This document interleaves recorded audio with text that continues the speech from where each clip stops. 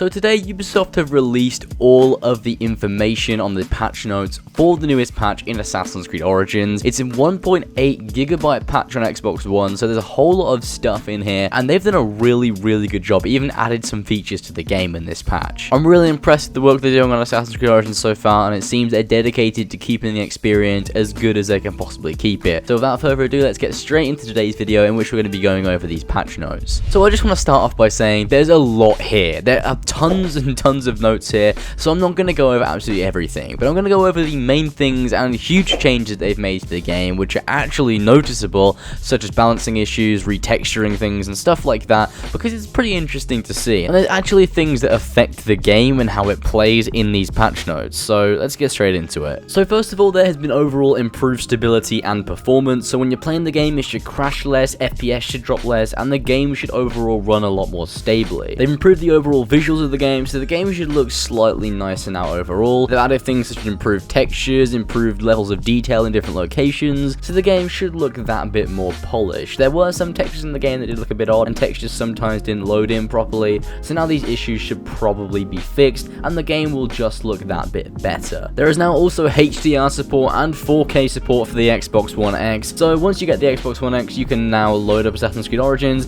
and connect your Xbox to your 4K monitor, and it will run in nice 4K. You should also notice improved controls on the mount. It should be a whole lot more smooth when you're riding around, just a lot easier to control. The player character NPC and animal navigation has improved, so the overall navigation of the game should be a lot better, and the NPCs should move a lot more naturally in the world, and especially during combat too. Damages have been balanced when executing an overpowered chain throw. I know before it was probably very overpowered. I didn't actually have the ability yet, but I saw some gameplay of it, and it looked like pretty overpowered ability. It still does do a great deal of damage to people, especially if you do have the perk where you can start with full adrenaline. However, they've now balanced the damages with that certain ability. There have been other combat fixes with certain weapons and overall gameplay fixes to refine the experience, such as bugs with certain weapons with their overcharge ability, and just stuff like that that kind of bugged out during combat. If you're like me and haven't finished the game yet, then the cinematic transitions between quests have been fixed, and there's an improved level of detail during these cutscenes as well. So if you still have a few of these cinematic cutscenes left during quests in the main story,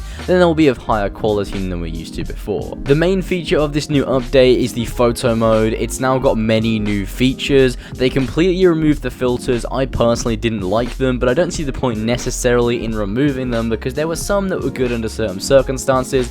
Maybe they're going to go review them and they'll bring them back later with better filters. They added effects such as depth of field, exposure, vignette, temperature, tint, saturation, and noise. You can now take a lot more pictures with a lot more different filters on them. So I guess we had the filters taken away, and now we have more effects that make the overall pictures look better. I think the photo mode definitely needed these, so it's a really welcome feature. You can take some nice pictures with much more effects on them now. Lastly, there have been some changes to the UI of the game. They're small changes, yet they do make a difference. So they've added category filters in the gear page of the store now, so it's much easier to find what you're looking for, and they've also added an indication of currently equipped gear in shop menus. So if you're trying to upgrade a certain weapon and you want to know which one you have equipped, then there will be just like a nice small E next to it telling you that you've equipped it. And that is it for all the major patch notes for this new patch. There's a whole lot of stuff that's been added. I'll leave a link to it in the description below so you guys can look at all of the changes they've made. It was a 1.8 gigabyte download for Xbox One users, so it was a lot of stuff they added and a lot of things they fixed.